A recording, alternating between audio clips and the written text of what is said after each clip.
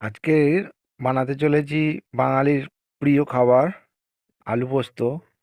বাঙালি ভাত ডাল আলু পোস্ত আর পাঁপড় ভাজা পেলে একেবারে খুশি হয়ে যায়।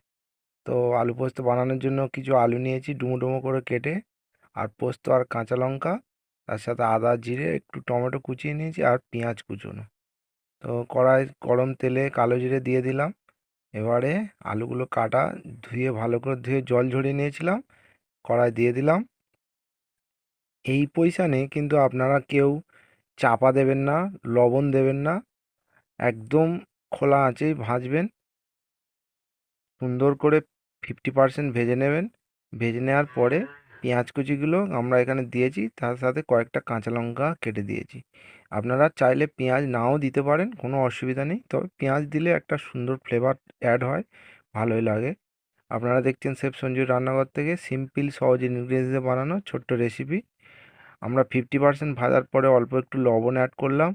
এই এটা হচ্ছে একেবারে অনুষ্ঠান বাড়ির মতন আলু পোস্তটা হবে। অনেকেই বাড়িতে আলু পোস্ত বানান কিন্তু অনুষ্ঠান বাড়ির মতন হয় না বলে হয়তো আক্ষেপ করেন।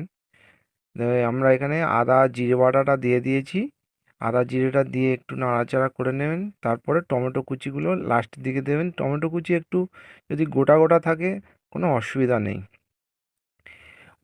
অনুষ্ঠান বাড়ির মতন এই আলু পোস্তটা একেবারে শুকনো শুকনো হবে বলে আমরা একেবারে জলও দিইনি।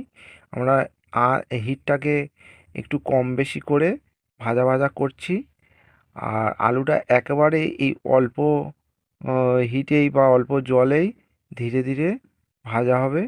আমরা এখানে পোস্ত বাটাটা দিয়ে দিয়েছি, কিন্তু বন্ধুরা আপনাদের ভিডিওটাতে আর দেখানো হয়নি পোস্ত বাটাটা দিয়েছি। তো আমরা এখানে অল্প একটু জল সামান্য বাটিটা ধোয়া দিয়ে জল দেবো সামান্য, একেবারে অল্প। আর বেশি জল দিয়ে দিলে কী হবে, আলুটা একেবারে কাদা কাদা হয়ে যাবে। কিন্তু আমার দেখছেন একবার প্রায় 100% আলু বয়েল হয়ে গিয়েছে। আপনাদেরও হয়ে যাবে, অবশ্যই হয়ে যাবে।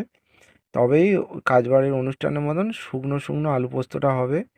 ভাত ডাল আর আলু পোস্ত দিয়ে খেলে বাঙালির যে তৃপ্তি, মাংস দিয়ে খেলেও সে তৃপ্তি হয় না। তবে পোস্ত খাওয়া প্রায় বন্ধ হতে জোগাড়, কারণ পোস্তর প্রচুর দাম।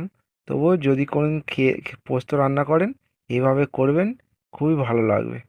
Thank you.